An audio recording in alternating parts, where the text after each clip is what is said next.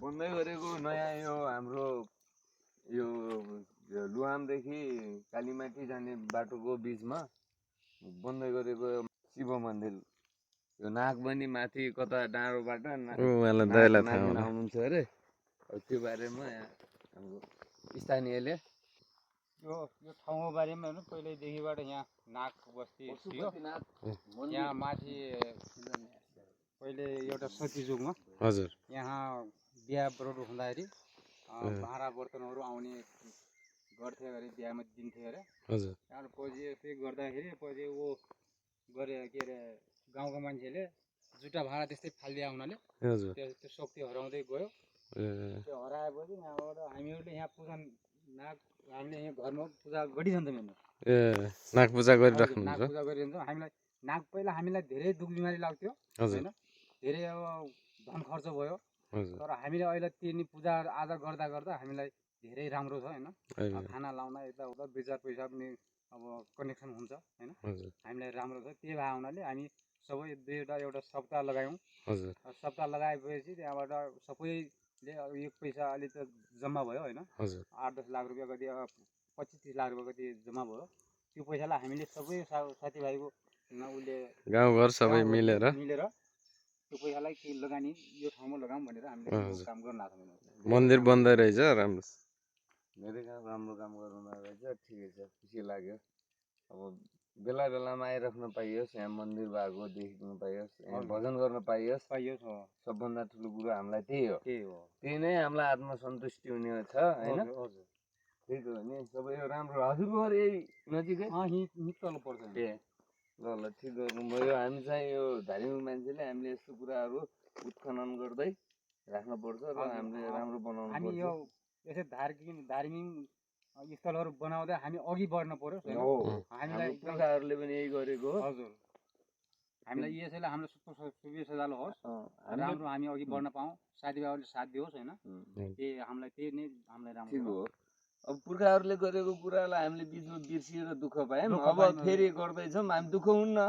अब राम्रै हुन्छ सबै कुरा ठिकै हुन्छ ठिक छ हामीले पनि दर्शन गर्न पायौँ अब ठिकै छ हामी आउँदै गर्छौँ बेला बेलामा आइरहेको छौँ अस्ति भाइ आउनाले यसो देखेको थियो यो जानु मन लागिरहेको थियो ठ्याक्कै आज के अरे शिवजीले बोलाइहाल्नु आउनु पाइयो ठिकै लाग्यो अब आइरहन्छ पहिलो चरण दोस्रो चरण गर्दै म पनि वैकुण्ठ धाम बनाइरहेको छु कि उहाँ सिनहरूमा अनि छत्रेश्वरी लगायत सबै कुरा मन्दिरहरूमा हेर्ने सेवा गर्ने अब कृष्ण मन्दिर शिव मन्दिरहरू धेरै छन् सबै कुरा मन्दिरमा हामी जोडिनुपर्छ हामी जय महाकाली उपासना शाखा कार्यालय सल्यानको म अध्यक्ष पनि हो हामी धार्मिक काम गर्दै हिँड्ने हो सब ठाउँको जिल्लाभरि सबै त्यो सक्यो त अनि नेपालभरि गर्ने हो सबै हाम्रै हो धर्म भने सबै हाम्रै हो एउटै हो अब तर जतिसम्म सकिन्छ जिल्लाभरि भ्याइएपछि बाहिर पनि गरौँ दर्शन गर्न त जहाँ पनि सक्यो कि सेवा गर्ने कुरोमा अब एउटा के गर्नु नसक्यो भने एउटा इँटा बोकेर एउटा इँटा ल्याएर पनि सहयोग गर्न सकिन्छ सहयोग गर्ने मन भयो त्यो हो त्यो गर्छौँ हामीहरू पनि यहाँ आउँछौँ हजुरहरूले एकदम राम्रो सराहनीय एकदम खुसी लाग्यो मलाई त यो तपाईँहरूले गाउँमा गरेर यही देखेर सिक्ने त हो नि यही देखेर सिक्ने हो कति राम्रो कुरा लगाउनु भयो सप्ताह प्रवचन सुन्नुभयो त्यो सुनेर पनि फाइदा फेरि मन्दिर पनि बनाइयो सबैलाई ज्ञान त्यो सबै ठाउँ त्यस्तै हुन जरुरी छ त्यो भयो भने धेरै काया पलट यस्तो भने हो अब हामीभन्दा पछाडिका पुस्ताले भगवान् भन्ने के हुन् त त्यो पुस्तालाई हामीले के न के ज्ञानहरू सिकाऊँ होइन के तिमीलाई जागरण पनि गराउँ भन्ने हिसाबले पनि हामीहरू लागिपरेका छौँ हो त्यो नसिकाएपछि त तिनी बच्चाहरूले भोलि बाउ आमा भने भगवान् हुन् भन्ने भगवानै भन्ने थाहा पाएन भने त बाउ आमा भगवान् हुन् भनेर पनि पुकार्दैन बा आमालाई पनि त्यस्तै सोच्छ त्यही भएर संस्कार सिकाउन जरुरी छ बिहान अझ अहिले त छोरी मान्छे भए बिहान उठेर आमाले छोरी मान्छेलाई एक दिन बिहान ल हिँड भन्ने पूजा गर्ने ठाउँमा देखाउने सिकाउने म एक दिन है म गर्दैन त गर्दा नानी कसरी म सक्दिनँ म गर्ने अवस्थामा छैन भने उसले गर्छ भोलि गर्छ त्यस्तै बानी परेर सिक्ने त हो नि हरेक कुरा हामी त चासै गर्दैन त्यही भएर तपाईँहरूले यो गरेको त जिल्लैको खतरा काम गर्नुभएको छ जिल्लैमा मान्छेले कहीँ कहीँ कतिपय ठाउँमा सप्ताह गरे कहिले पैसा खाए गरे कतिपय ठाउँमा सप्ताह गरे त्यो गरे भन्ने पनि धेरै सुनिन्छ धेरै नि त। सुनिन्छ हो तपाईँहरूले गर्नुभयो राम्रो गर्नुभयो जिल्लाभरिको एकदम नमुना काम भयो यो साङ्गारिक आरती लागेको थियो नि हजुर हो त्यही टोलीबाट भयो हजुर हजुर ठिक छ राम्रो एकदम यस्तो कामहरू सराहनीय काम गर्न त धेरै राम्रो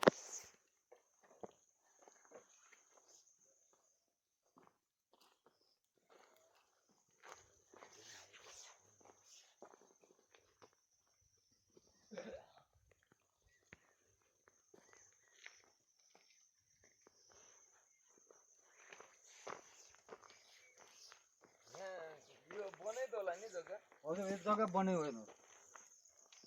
अब यसलाई पनि बिस्तारै गराएर नापी गरेर बनाउनु यताउता मिलाएर नि हजुर यसलाई पनि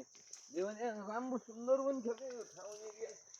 एरिया एरियामा यो एरिया पनि यस्तो होइन काटिया डाँडो क्या छिन्या डाँडो हजुर हो यो सबैभन्दा के भने यो भोलले गर्दाखेरि पनि यो सेन्टर पऱ्यो हुनाले दामी छ कि अरूले भन्थे यता तलतिर यता उयो बजारको नजिकै बनाऊँ भन्थे कसैले पहिले बजारको नजिक मन्दिर बनाउनु त्यहाँबाट कसैले भन्थ्यो तल खोला किनारमा बनाऊँ भन्थ्यो होइन अब हाम्रो सोच के थियो भने पहिल्यैबाट पुर्खैदेखि पहिलेदेखिबाट बाजेबाबुले त सकिन् बनाउनको लागि सब लागि मिलेर यतै गऱ्यौँ होइन अब उतातिर कसैले भने हामी अल्टर जग्गा दिन्छौँ भन्ने होइन अल्टर जग्गा दिन्छौँ हामी नासी जग्गा दिन्छौँ भने त्यहाँ के हो भनेपछि त्यहाँ खेलबार हुन लाग्यो किनभने कसैले अब त्यहाँ घरेली बेच्नेको बेच्नको लागि पनि अब हामी अलिक त दिन्छौँ भन्ने कुरो हो अब हाम्रो यो जग्गा अब सरकारी जग्गा भयो होइन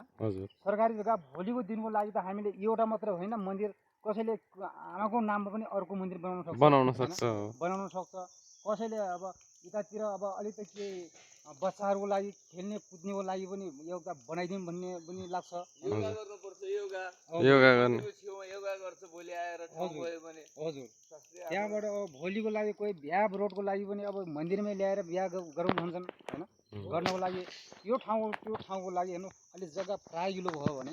हामीलाई एकदम राम्रो हुने भयो फुल लगाउनु पर्यो होइन कतै एउटा फल फ्रुटको लागि बिरुवा बनाउनु पर्यो लगाइदिनु पर्यो त्यस्तो भए हुनाले कति हामीले यसो मिलाएर कुरो मिलाएर सबैले यो जग्गालाई चाहिँ हामीले रुचाएर हामीले बनाएको ठिक छ ल यसमा सबैले साथ सपोर्ट दिनु होला हजुर हामीलाई अब यति भन्दा पनि अब हामीलाई पनि अब के हो भनेपछि अब जिल्लाले अब जस्तै अब पालिकाले अलि त हामीलाई केही अब यो लगाएको पैसा जो उठाएको पैसा थियो त्यो सकियो भनेपछि हामीलाई अब केही पालिकाले होइन अब पालिकाले पनि हेर्ला भन्ने हामीलाई धेरै आशा छ हेर्नुहोस् ठिक छ तपाईँहरूलाई एउटा कुरो यस्तो कुराहरू नेपाल आर्मी भन्नेसँग पनि कन्ट्याक्ट गरे उनीहरूले पनि सहयोग गर्छ क्या के गर्छ भने भौतिक रूपमा सामानहरू राखिदिएपछि उनले कस्तो छ उनले पुरै आफ्नै लेबर सेबर खाना मात्र दिनु पर्यो मिस्त्री गरेर बनाइदिनु पनि सक्छन् त्यो कोही यहाँ वडाको मान्छेलाई भनेर माथि आर्मी क्याम्पतिर भनेपछि त्यस्तो गर्छन् है आर्मीले श्रीनगर राधाकृष्ण मन्दिर सबै त्यो आर्मीले बनायो लेबर मिस्त्री सबै त्यहीबाट त्यही बस काउन्टर मेरो थियो नि छ नि हजुर म सचिव पनि मै हो त्यहाँको त्यो सब त्यहीले बनायो आर्मी अब महेन्द्रनाथ भन्ने हुनुहुन्थ्यो अब अहिले प्रताप त्यही बेला त्यो तपाईँले भन्नु भने राम्रो हुन्छ क्या हजुर किनभने गाटोकुटा फिलिङ गर भने यताउता भने गरेको सेनाहरूले हजुर यो अब अहिलेको लागि अब फिलहाललाई अब यो उठेको पैसा छ होइन यो उठेको पैसालाई चाहिँ अब यसलाई चाहिँ कनेक्सन गरेन यहीँकै मान्छे लगाएर स्थानीय मान्छे लगाएर चाहिँ कनेक्सन गर्नु पर्यो अब कहाँसम्म भ्याउँछ अब त्यो पैसाले अब कति पैसा लागिसक्यो उहाँ अध्यक्ष खड्गबहादुर खड्गज्यूलाई चाहिँ ऊ छ उहाँले अध्यक्ष चाहिँ यो मन्दिरको अध्यक्ष उहाँ हुनुहुन्छ